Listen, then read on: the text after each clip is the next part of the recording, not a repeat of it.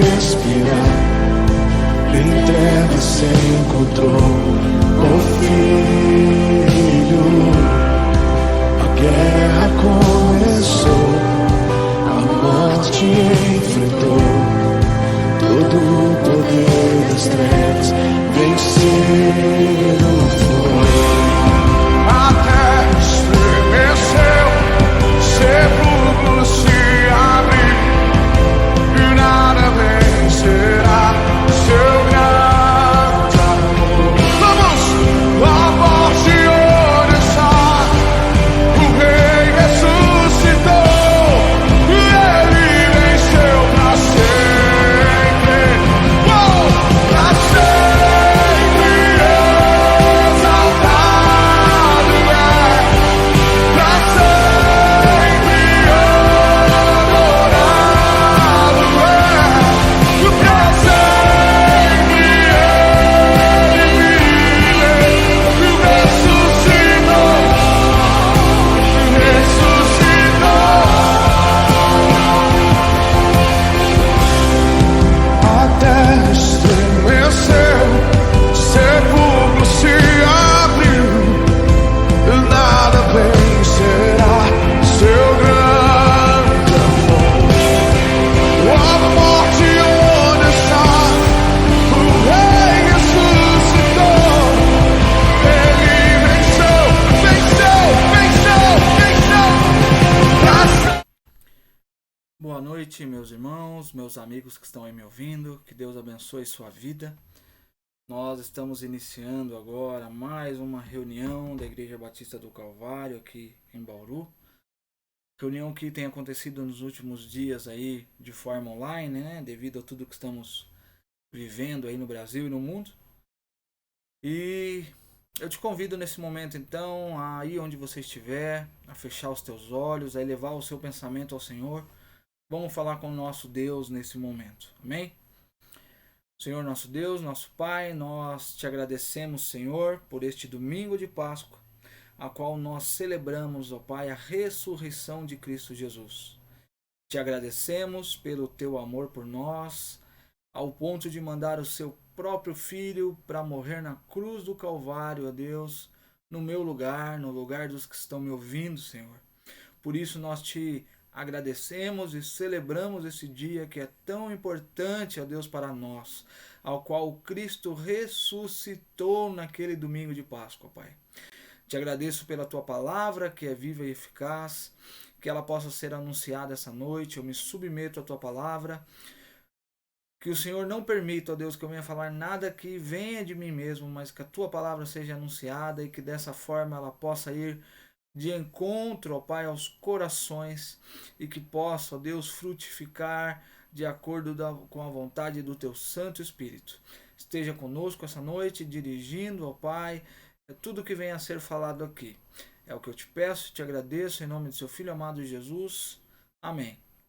Amém, irmãos. Novamente, boa noite, os que estão chegando agora. Nós vamos estar lendo agora, eu te convido nesse momento a pegar a sua Bíblia, né, abrir aí o smartphone, a palavra de Deus, né, seja ela de forma impressa, digital aí, mas que você possa pegar a sua Bíblia nesse momento e abrir ela no livro de Marcos. Nós vamos trabalhar essa noite, né, o trecho ali de Marcos 16, do verso 1 ao verso 6, tá? Novamente repetindo aqui, Marcos 16, verso 1 ao verso 6, eu vou ler, e aí onde você estiver, esteja me acompanhando, fazendo a leitura também das Escrituras Sagradas, amém? Então eu vou ler. Passando o sábado, então Maria Madalena e Maria, mãe de Tiago, e Salomé compraram óleos aromáticos para ungir o corpo de Jesus. E bem cedo, no primeiro dia da semana, ao nascer do sol, foram ao túmulo e diziam umas às outras: quem nos removerá a pedra da entrada do túmulo?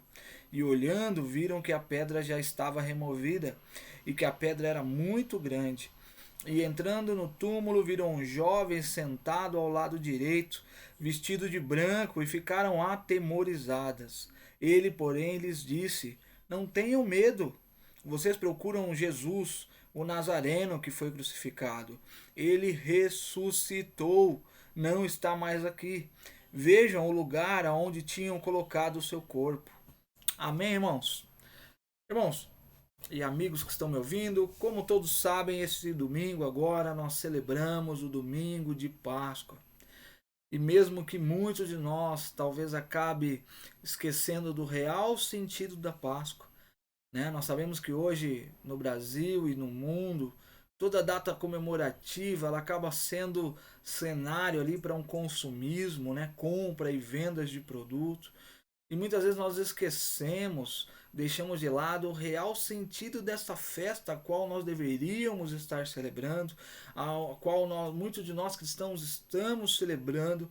Festa essa que foi celebrada e é celebrada durante muitos anos, há mais de 2000 anos, porque para nós ela tem uma importância central. A Páscoa ela é de uma importância central à fé cristã. E não podia ser diferente, então, num dia como esse, nós falarmos então e pregarmos a respeito da Páscoa. Então eu te convido aí novamente a pegar a sua Bíblia e vamos ler apenas o verso 1 agora nesse momento. O verso 1 vai dizer o seguinte: passado o sábado, então entenda domingo, certo? Passado o sábado, Maria Madalena, Maria mãe de Tiago e Salomé compraram óleos aromáticos para ungir o corpo de Jesus. Irmãos, eu queria chamar a atenção de vocês agora a algumas coisas muito especiais que estão embutidas nesse verso 1. Marco ele está fazendo aqui, de certa forma, uma declaração histórica, um relato histórico de algo que verdadeiramente aconteceu.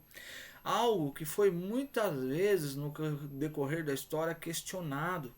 E ele faz questão de não só relatar o que aconteceu, mas colocar nos seus relatos o nome das pessoas que foram testemunho ocular.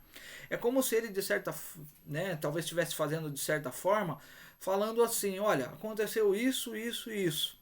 Se você tiver dúvida, então, procure lá e pergunte para Maria Madalena, Maria mãe de Tiago e Salomé. Elas estavam lá, elas viram. Então é um relato histórico, onde ele faz questão até mesmo de mencionar o nome das pessoas que foram testemunho ocular. Mas existe também algo muito importante aqui que eu não posso deixar de falar. A gente precisa compreender o cenário da época. E nós vamos entender, olhando para o cenário, que a mulher dentro da cultura daquela época, ela era tida de certa forma como uma cidadã de segunda classe. O depoimento de uma mulher, a palavra de uma mulher, ela não era levado muito em conta. E talvez, né, alguns talvez questionaram ou, né, no decorrer da história esse relato de que Jesus ressuscitou. Inclusive, no século II, um filósofo pagão chamado Celso, ele vai dizer que a ressurreição de Cristo nunca aconteceu, que foi um relato de mulheres histéricas. E por que ele diz isso? Porque, como eu falei, a palavra de uma mulher não era levada muito em conta naquela época. Mas a gente precisa levar em consideração que não só o Evangelho de Cristo, mas todas as atitudes de Cristo, quando ele esteve entre nós como um homem, sempre buscou dignificar a mulher. Jesus ele ia de forma contrária à cultura de sua época. Jesus dignificava a mulher. A gente vê, por exemplo, em relatos como de João 4, onde Jesus se detém no poço a falar com uma samaritana. A atitude é essa que era vista por alguns da época como escândalo. Um judeu falando com uma mulher sozinha e ainda mais uma mulher samaritana. Mas Jesus não se deteve à cultura da sua época. Lucas 10, por exemplo, narra a grande amizade que o nosso Salvador tinha com Marta e Maria.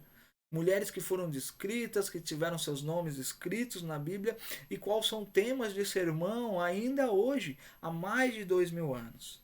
Lucas 8 vai dizer que mulheres faziam parte das seguidoras de Cristo. Mulheres não só ouviram o Evangelho, mas também foram discípulas de Jesus. Então, ainda que alguns nos nossos dias vão tentar emplacar a narrativa de que o evangelho, que o cristianismo, ele é sexista, né? Ele faz distinção de homens e mulheres ali, que o evangelho é machista. Isso não é uma verdade. Quem diz isso, quem anuncia isso é porque não conhece as escrituras. A gente vê Cristo todo momento dignificando a mulher e a mulher ocupando um espaço significativo na história da igreja. Tanto é que a gente vai decorrer o texto aqui, nós vamos ver que as primeiras pessoas que tiveram o anúncio de que Cristo ressuscitou foram mulheres, tá? Então o verso 2 e o verso 3 vai dizer o seguinte: e bem cedo, no primeiro dia da semana, ao nascer do sol, foram ao túmulo. Diziam umas às outras: quem nos removerá a pedra da entrada do túmulo? Então aqui a gente está vendo, né, as três mulheres aqui indo ao túmulo e elas se deparam então, né, no meio do caminho com o seguinte questionamento: quem vai remover para a gente a pedra do túmulo? Então vamos focar o cenário aqui, vamos tentar entender o que está acontecendo. Jesus morreu numa sexta-feira. No sábado, antes do nascer do sol, né, ele foi sepultado. E conforme a lei dos judeus, eles não poderiam exercer nenhum tipo de trabalho no sábado. Então essas mulheres, elas tiveram que esperar até o domingo para poder ir lá dar uma espécie de honra ao corpo de Cristo ali, né? Elas não acreditavam que Jesus pudesse ressuscitar. Então elas foram ali para cuidar do corpo, né? Mas no meio do caminho, então, elas se questionam: cadê os homens? Né? De certa forma, elas se perguntaram: cadê os homens? Quem removerá a pedra para a gente? Né? Os túmulos da época, né? Os corpos na época, eles eram enterrados em espécies de caverna e eram fechadas suas portas, né? A entrada com grandes pedras. Então elas provavelmente estavam muito ansiosas porque elas tiveram que esperar o sábado inteiro passar. E somente no domingo elas poderiam ir lá prestar algum tipo de honra ao corpo, né, que elas esperavam encontrar, o corpo de Cristo. Mas no meio do caminho, então, elas começam a razoar entre elas, a perguntar, né, a conversar entre elas: quem removerá a pedra? Ou, em outras palavras, cadê os homens?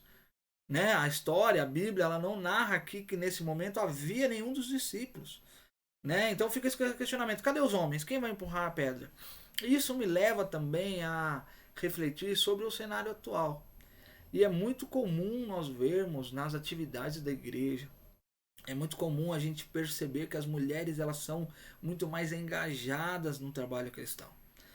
Né? Há um tempo atrás eu me lembro de ter ido em uma reunião de homens que aconteceu numa igreja aqui próxima à nossa, aqui em Bauru. E quando eu olhei, eu vi um número pequeno de homens, poucos homens envolvidos com o trabalho cristão, com a obra do Senhor. Infelizmente essa é uma realidade para nós. A mesma pergunta que talvez essas mulheres fizeram aqui: cadê os homens? Eu faço hoje aos homens que estão me ouvindo: cadê os homens? Cadê os homens envolvidos no trabalho cristão? Mas eu também preciso frisar o seguinte: que o motivo a qual não havia nenhum homem junto com essas mulheres era o mesmo motivo que levava elas até lá. Como assim, Jairo? Os homens não estavam indo ao túmulo porque, de certa forma, eles não poderiam esperar de que Jesus realmente ressuscitasse. Isso era algo inconcebível na mentalidade deles. Isso era algo inconcebível para eles, que Jesus iria ressuscitar. Para vocês terem uma ideia, dentro do próprio judaísmo, da cultura judaica, entre eles havia um partido, havia uma ala que não cria na ressurreição dos últimos dias como sendo algo impossível. E mesmo que Jesus tivesse anunciado durante todo o seu ministério que ele haveria de morrer e ressuscitar, isso para muitos dos seus seguidores era algo difícil de compreender. Então nenhum homem estava indo aqui domingo ao túmulo porque não esperava mais que Cristo ressuscitasse. Eles tinham como certo que o mestre morreu e que tudo tinha sido, né, tudo tinha acabado, tinha sido colocada uma pedra, tinha finalizado, que Jesus talvez não fosse verdadeiramente o Filho de Deus. Esse era o pensamento que existia no coração dos discípulos naquele momento. E também das mulheres, porque as mulheres não foram lá esperando encontrar um Cristo vivo, ressurreto, mas esperavam dar algum tipo de honra a um corpo a qual elas achavam que iria então encontrar naquele momento. Tá? E nós precisamos lembrar que ainda hoje o evangelho, a ressurreição de Cristo, melhor dizendo, ainda hoje para alguns, né, existe uma certa dúvida. Pessoas no mundo inteiro ainda não conseguiram compreender ou crer que aquele que de fato morreu na cruz do Calvário era Jesus, o Filho de Deus, que morreu, mas ressuscitou. É comum nós escutarmos muitas vezes de filósofos, de pessoas muitas vezes até bem conceituadas na sociedade, falando de Cristo como um homem muito especial que viveu na sua época, alguém muito sábio e que deixou muitos ensinamentos, mas rejeitam a ideia de que Jesus é o Filho de Deus, que veio ao mundo morrer pelos nossos pecados, mas que ele ressuscitou. Essa é uma verdade central do Evangelho, que nós não podemos nos esquecer. Nós não podemos nos esquecer. E nós cremos, porque essa é a nossa esperança, de que Cristo ressuscitou e de que um dia eu e você vamos ressuscitar com Ele também. Algum tempo atrás eu ouvi num programa de televisão um denominado pastor, e ele diz o seguinte: os ensinamentos de Jesus eram tão lindos, Jesus era tão bom, que quando ele morre, então, as pessoas não queriam aceitar a sua morte. Então elas começam a declarar: Jesus vive, como uma forma de dizer que Jesus vive dentro de nós. As palavras dele vivem dentro de nós. Mas que Jesus, ele deu a entender que Jesus não tinha ressuscitado de fato. Isso é uma grande heresia. Marcos faz a questão de descrever, como os outros evangelhos também, esse relato histórico, verídico, de que Jesus ressuscitou. Jesus chega a andar com seus discípulos depois da ressurreição cerca de 40 dias. Outras pessoas viram Jesus e hoje ele está à direita do Pai. Nós não podemos esquecer dessa verdade, nem deixar que tentem nos convencer do contrário. Jesus vive sim, porque ele ressuscitou e ele está à direita do Pai. Amém? E no verso 4 então vai dizer: e olhando então, essas mulheres viram que a pedra já estava removida e que a pedra era muito grande. Irmãos, outra coisa importantíssima aqui nesse verso 4. Pense comigo. Jesus tinha todo o poder para atravessar a pedra. Ele podia talvez se teletransportar, sair de um lugar, aparecer no outro, A própria Bíblia Sagrada ela vai descrever que após a ressurreição de Cristo, em um certo momento, os seus discípulos estão reunidos em uma casa, com as portas fechadas, e Jesus aparece lá dentro da casa. Esse texto dá-nos a entender que Jesus de alguma forma atravessou a parede ou se transportou para lá dentro, para dentro daquele lugar. Então Jesus aqui ele tinha a possibilidade total, sendo Deus, de atravessar essas pedras ou aparecer lá do lado de fora. Então, por que essa pedra é removida? Irmãos, essa pedra foi removida não para que Jesus fosse liberto da sepultura, mas essa pedra foi removida para que os homens pudessem adentrar lá dentro e pudessem testificar que o Jesus, a qual nós cremos, o Filho de Deus, o Messias tão esperado, ele ressuscitou, que ele não está mais entre os mortos, que o corpo dele não está numa tumba. O sinal dessa pedra ter rolado é um sinal de esperança para mim e para você, que nós cremos num Deus vivo que ressuscitou. Aquela tumba, aquele sepulcro está vazio, porque o corpo do meu Salvador, ele foi ressuscitado, Cristo ressuscitou, ele andou ainda por alguns dias com o discípulo e hoje se encontra à direita do Pai. Nós não podemos nos esquecer disso, é isso que nós estamos celebrando hoje. Tá? Versos 5 e 6. E entrando então, as mulheres no túmulo viram um jovem sentado ao lado direito, Elas viram um jovem sentado ao lado direito, vestido de branco, e elas ficaram atemorizadas, elas ficaram com medo. Então, ele porém disse, o jovem, não tenha medo, vocês procuram Jesus, o Nazareno, que foi crucificado. Ele ressuscitou, não está aqui. Vejam o lugar onde haviam colocado o seu corpo. Então aquelas mulheres entram ali, aquela pedra é removida, como eu falei, não para que Jesus fosse liberto, mas que essas mulheres pudessem entrar e todos os outros que vieram depois pudessem entrar naquele lugar e visse que o corpo de Cristo não estava ali. Então aquelas mulheres entram, encontram ali um anjo do Senhor, a qual fala: ei, vocês estão procurando Jesus, o Nazareno? Ele ressuscitou. Podem olhar aqui, vejam o lugar onde o corpo dele foi depositado. Não está mais aqui. Irmãos, essa pedra ela foi removida para que nós hoje, 2000 anos após, mais de 2000 anos após o acontecimento, estamos aqui agora comemorando o domingo de Páscoa, o domingo que comemora a ressurreição do nosso Salvador. O Filho de Deus, que veio ao mundo como um homem, viveu entre nós, pregou o Evangelho, morreu na cruz no meu e no seu lugar, pagando um preço ao qual nós não poderíamos pagar, não poderíamos suportar. Ele morreu, ele foi crucificado, mas ele ressuscitou. Nós começamos a comemorar a Páscoa na sexta-feira, na chamada Sexta-feira da Paixão, a qual Cristo se entrega por nós na cruz do Calvário. No sábado, então, seu corpo repousa na sepultura. Mas no domingo, quando essas mulheres chegam lá, logo pela manhã, o corpo do meu Salvador, o corpo do nosso Salvador, não estava lá, porque ele venceu a morte. Ele ressuscitou. Como eu falei, a ressurreição de Cristo é um ponto central da fé cristã. Nós não podemos nos esquecer disto. Esta é a mensagem da Páscoa. É isso que nós celebramos nos dias de hoje. É isso que nós devemos celebrar no dia de hoje. Não é ovo de Páscoa, não é coelho da Páscoa, ainda que eu não tenha problema nenhum com contos, com história, mas nós não podemos deixar de celebrarmos esse dia tão importante, lembrando e regozijando o real significado que o meu Redentor vive, o seu Redentor vive, ele ressuscitou. Jesus é a nossa Páscoa.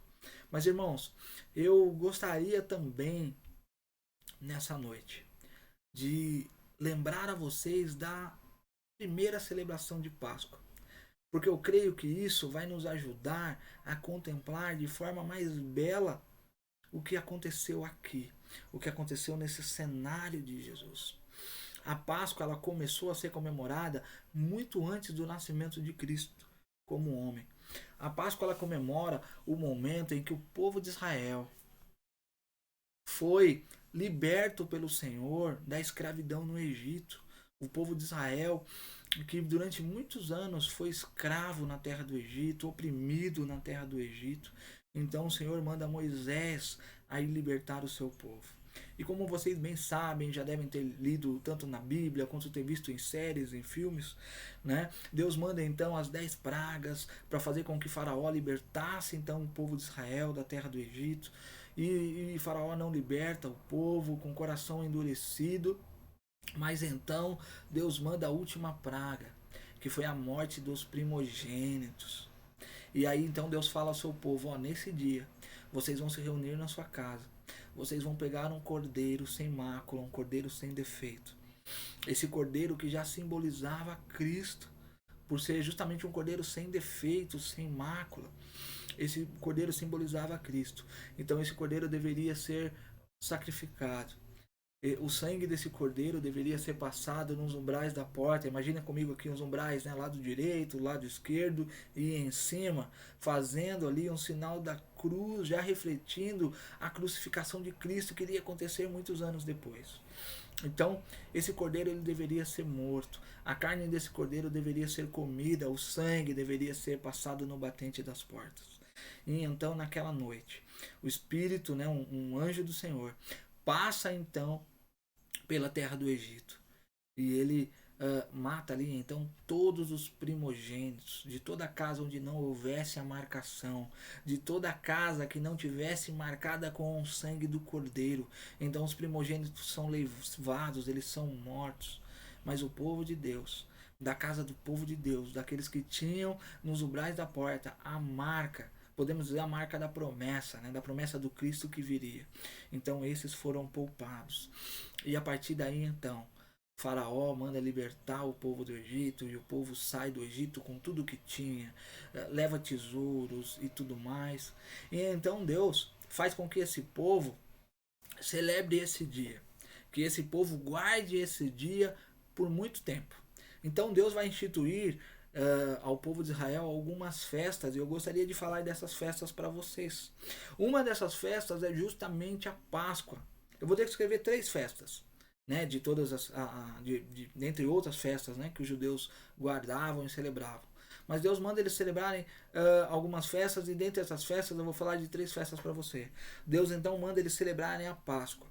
E a Páscoa é um momento anual a qual todo judeu iria celebrar de geração a geração o livramento que o Senhor deu a eles do Egito.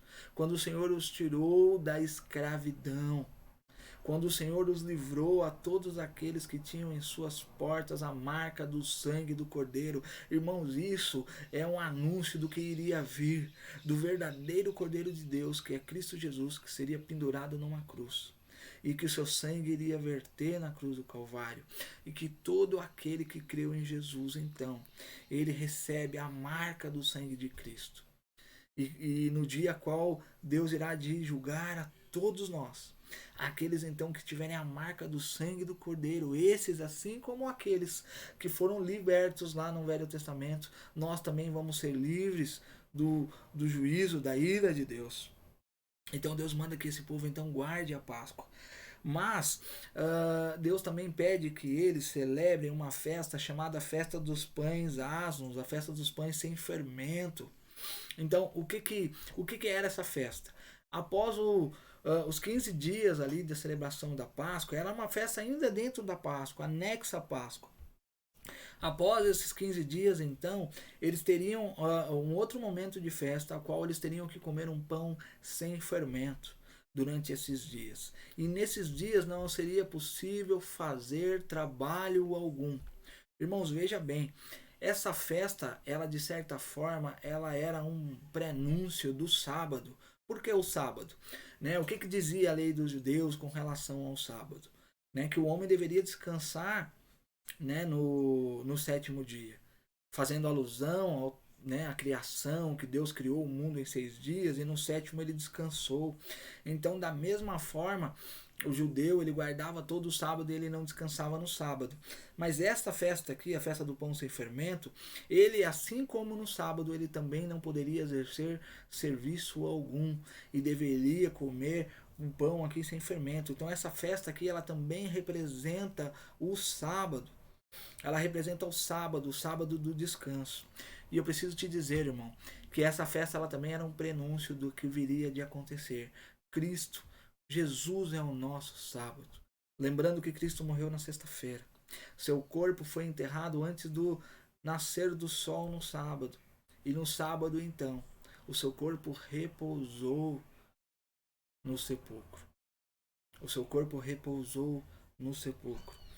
Então, dentro dessas 3 festas que eu estou falando, na primeira celebra-se a Páscoa, o livramento. Na segunda está se lembrando, né, toda a passagem do povo no Egito, os livramentos que Deus deu. Mas eles não podiam, assim como no sábado, fazer trabalho algum, porque era um período de descanso.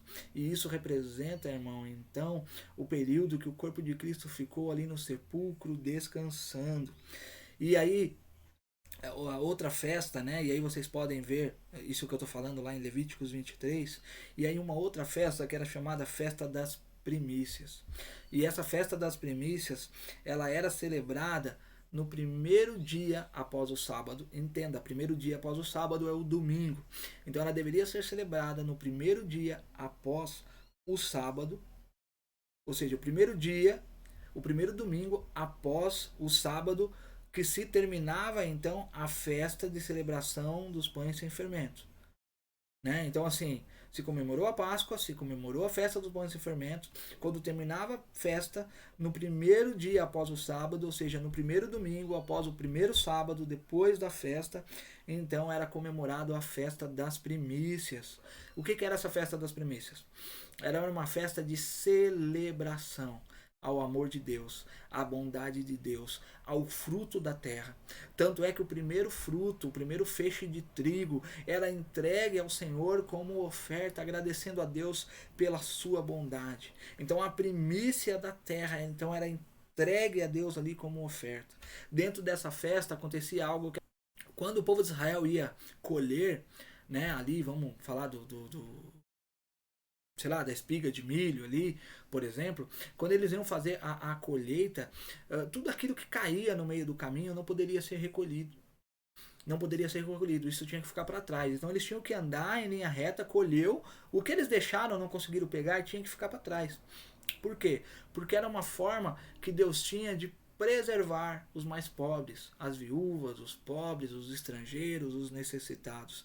E esses então, eles iam atrás desses que colhiam, pegando tudo aquilo que caía pelo caminho. Então esses também eram alimentados. Nessa festa das primícias, além de ser entregue então a oferta da primícia da terra, do fruto da terra ao Senhor, pobres, as viúvas, todos comiam e todos celebravam a bondade de Deus. Essa festa ela começava a ser celebrada no domingo e essa festa também aponta para Cristo. Essa festa também aponta para Cristo. Paulo vai dizer que Jesus é a primícia dos que dormem. Ele é o primeiro. E é porque Jesus é a oferta de Deus, a primícia de Deus, que foi entregue por nós, que nós celebramos. Jesus morreu numa sexta, como eu já falei. No sábado, seu corpo repousou no sepulcro, mas no domingo ele ressuscitou. A primícia dos que dormem ressuscitou. E porque a primícia dos que dormem ressuscitou, é que nós hoje podemos crer e ter a esperança de que um dia todos nós ressuscitaremos para uma vida eterna ao lado dele.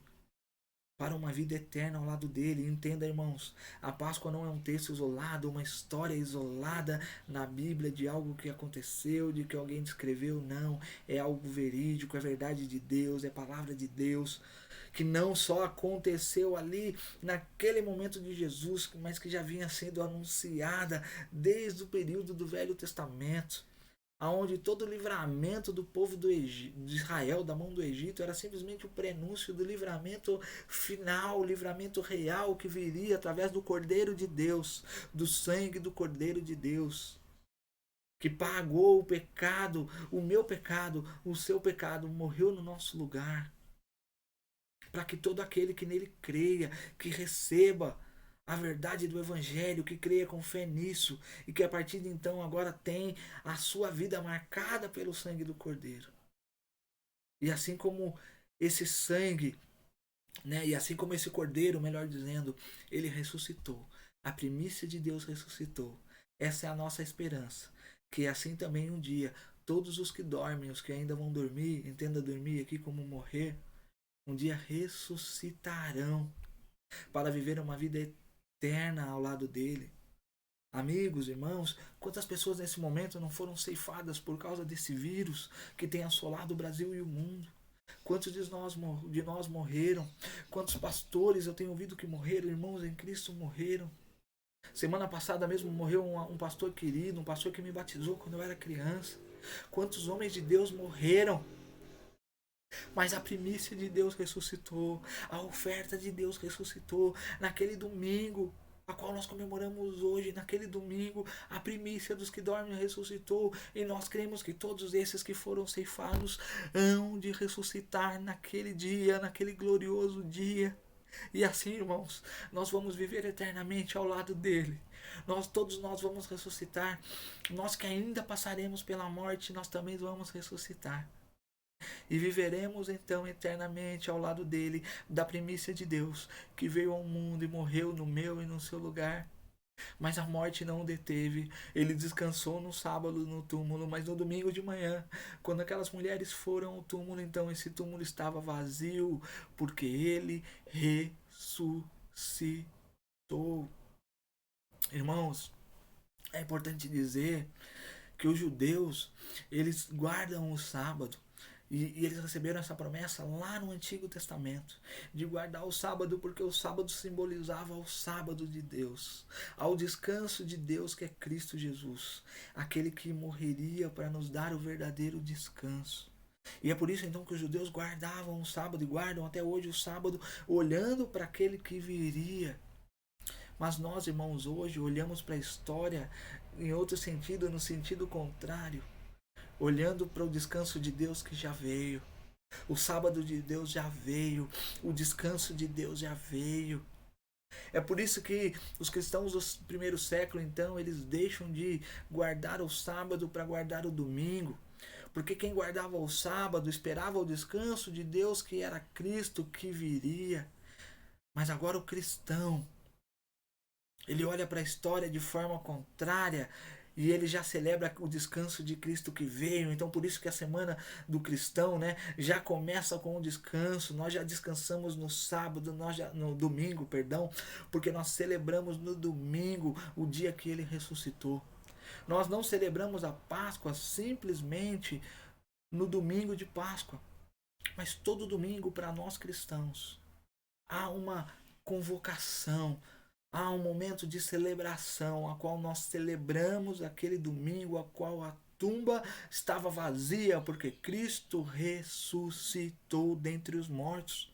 É por isso que nós cultuamos, né? Nós cultuamos todos os dias, nós lemos a Bíblia todos os dias, assim espero eu, né? Nós temos os cultos de quarta-feira, às vezes reuniões no sábado, em algumas denominações, em algumas igrejas, mas no domingo é uma data universal, onde todo cristão é convocado então a celebrar aquele domingo, domingo de Páscoa, a qual Cristo ressuscitou dentre os mortos. E é por isso que todo domingo nós anunciamos o Cristo ressurreto.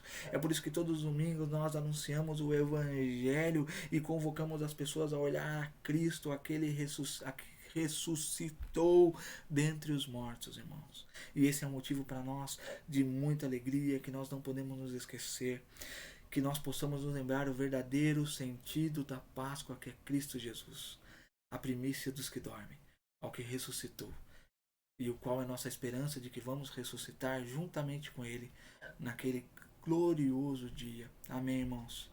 Eu te convido nesse momento a orar comigo, a orar em gratidão ao Senhor nesse momento. E se você talvez ainda não tenha a sua vida marcada pelo sangue do Cordeiro, que você receba o Evangelho de Cristo essa noite, receba Cristo como Salvador, receba nos umbrais da sua porta sobre você o sangue de Cristo, para que no dia do grande juízo Deus possa olhar para você e que a ira dele possa ser aplacada pela marca do sangue de Cristo na sua vida. Amém, irmãos? Ore comigo nesse momento.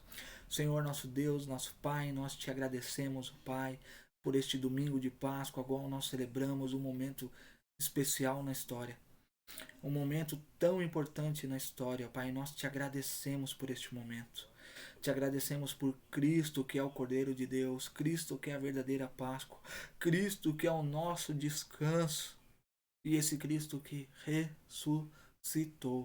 ressuscitou naquele domingo, para nos dar a certeza, a convicção, a esperança de que um dia assim também, todos aqueles que dormem, a qual têm sua vida marcada pelo sangue do Cordeiro, a qual creram no Cordeiro de Deus, que tira o pecado do mundo, a todos esses, naquele dia glorioso, há de ressuscitar para uma vida eterna ao lado de Cristo Jesus.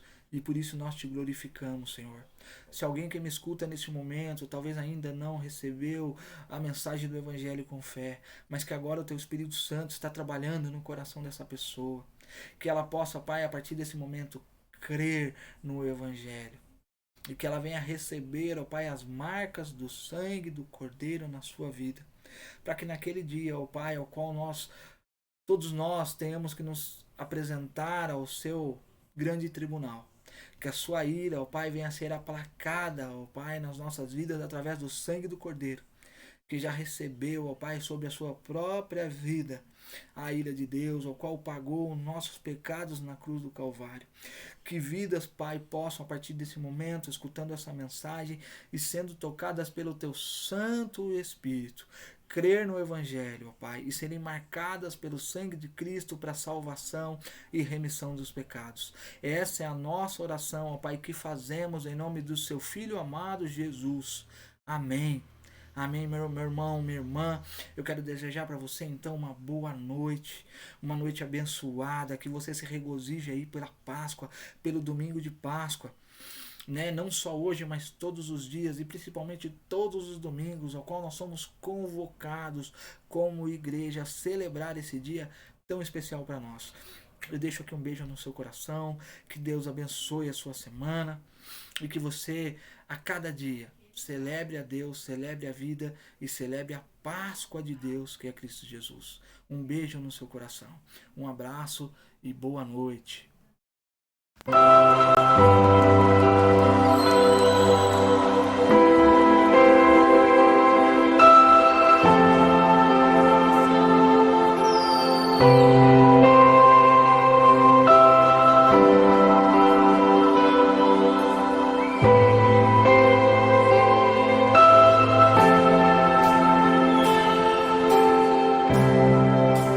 O universo chora, o sol se apagou. Ali estava morto o Salvador. Seu corpo lá na cruz, seu sangue derramou. O peso do pecado ele levou.